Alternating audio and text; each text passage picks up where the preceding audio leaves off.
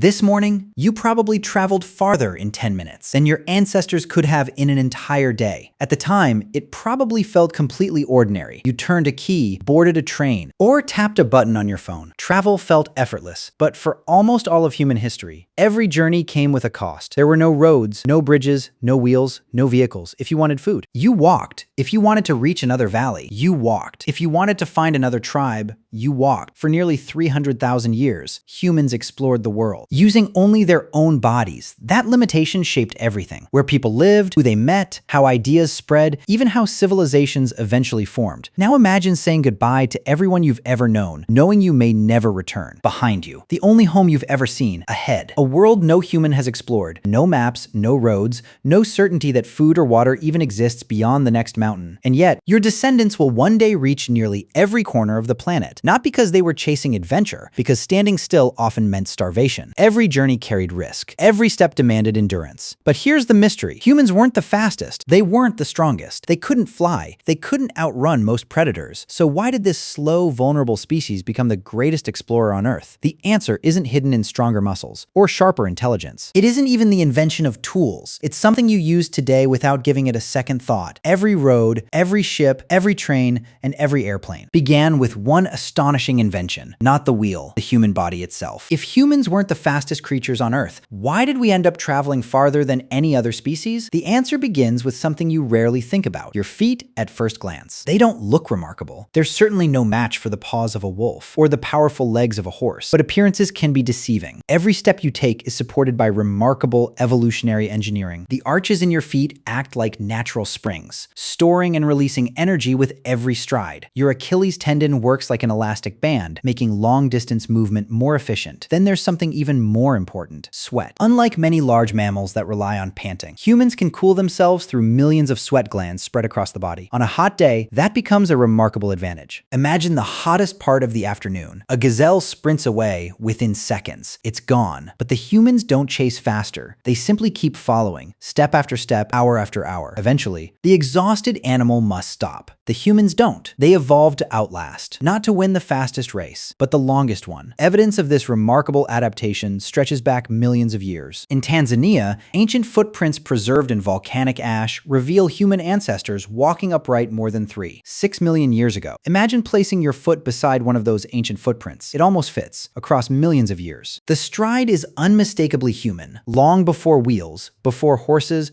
before boats, our ancestors had already mastered the skill that would carry humanity across the planet. But even the greatest walking machine on Earth eventually reached something. It couldn't simply walk across water. For millions of years, our ancestors could walk almost anywhere, across grasslands, through forests, over mountains. But eventually, every journey came to the same obstacle: water. Imagine reaching a river after days of walking. Your supplies are running low. On the opposite bank, you can see everything you need: food, shelter, a future. But there is no way across. Unlike land, water offered no path to follow, no stable ground. One mistake could mean being swept away forever, for thousands of generations. Water marked the edge of the human world. Then archaeologists discovered something that shouldn't have been possible: ancient stone tools. On the Indonesian island of Flores. At first, that didn't seem unusual, until researchers realized something astonishing. Flores had never been connected to the mainland, not even during the lowest sea levels of the Ice Age. Reaching it required crossing open water. There was no land bridge, no shallow crossing, only the sea. Whatever happened, someone made that journey. We don't know exactly how. The boats have long since disappeared, but the evidence tells us something extraordinary. At some point, someone decided not to turn back. Imagine pushing a bundle of logs into the water. It shifts beneath your feet. Every wave threatens to throw you into the current. Behind you, everything you've ever known. Ahead, only open water. And yet, someone stepped forward anyway. That decision changed history for the first time. The ocean stopped being a barrier. It became a road. And once humans realized water could be crossed, there was no going back. But the next journey would demand even greater courage. Imagine sailing so far. The land behind you disappears before the land ahead can even be seen. The waves grow larger. The shore is almost gone. There is no turning back. Beneath your feet, nothing but floating wood. Building a simple raft was one thing. Trusting it with your life was something entirely different. At some point in human history, our ancestors stopped crossing rivers. They began sailing into open ocean. Imagine standing on that raft. The land behind behind you disappears. Ahead, only water. No landmarks, no compass, no map, no proof that anything exists beyond the horizon. And yet, they kept going. Then archaeologists uncovered something astonishing. Humans had reached an entire continent that should have been unreachable, Australia, around 65,000 years ago. People somehow crossed open ocean to reach it. They weren't drifting. They planned, they carried food, fresh water, stone tools, entire families. They built vessels strong enough to survive and navigated toward places they had never seen. Thousands of years later, the Polynesians pushed these skills even further. Imagine crossing the Pacific, no land in sight, only stars above and endless water below. They read the rhythm of waves, the direction of winds, the flight of birds, even clouds hiding distant islands. Using nothing but nature, they crossed one of the largest oceans on Earth. The sea was no longer an impossible barrier, but another challenge remained. Imagine carrying an entire deer for 20 miles. On your shoulders, every journey ended the same way. You could only carry what your own body allowed until someone had a simple idea that would move more weight than human muscles ever could. Crossing oceans was an incredible achievement, but surviving wasn't just about reaching new places.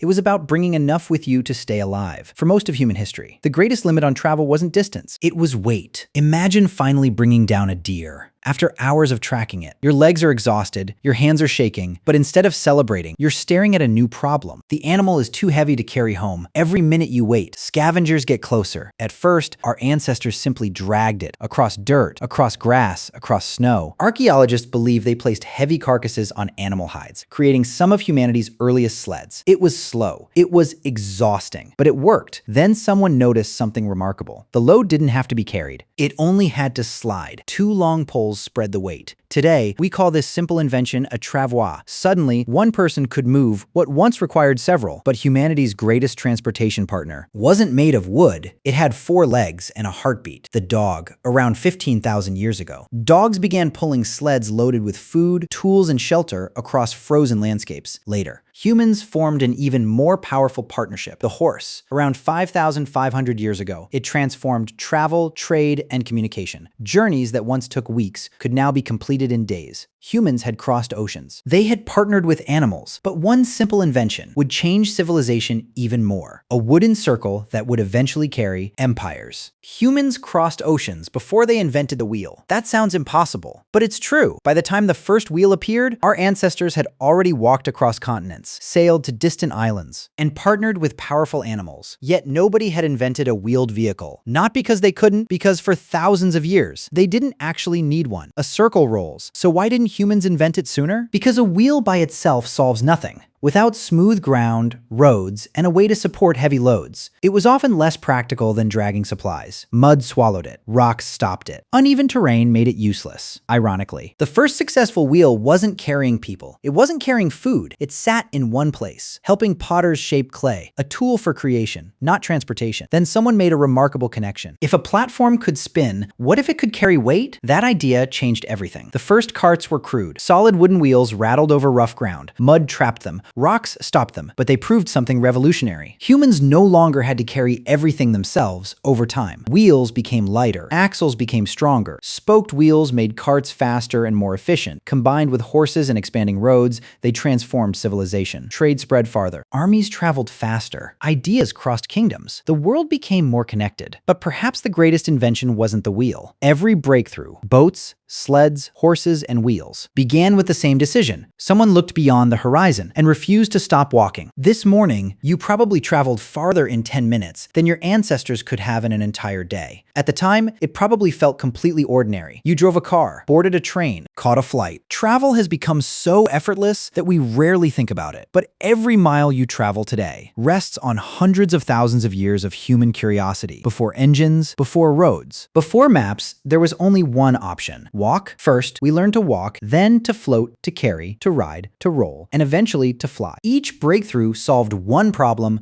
while creating the next opportunity. That chain of discovery connected continents, expanded trade, spread ideas, and shaped the modern world. It's easy to think transportation is about machines. Cars changed transportation. Ships changed transportation. Airplanes changed transportation. But none of them started the story. It began with something far older, the desire to keep moving, to see what waited beyond the next hill. That instinct carried humanity across deserts, oceans, and eventually into space. Every highway, railway, railway, airport, and spacecraft traces its origins back to one decision. Someone refused to stay where they were. They accepted uncertainty. They stepped into the unknown. And because they did, the world became connected. So the next time you travel, remember this. Every step you take is part of a story your species has been writing for hundreds of thousands of years. Maybe humanity's greatest invention was never the wheel. It was the courage to keep moving, even when no one knew what lay ahead.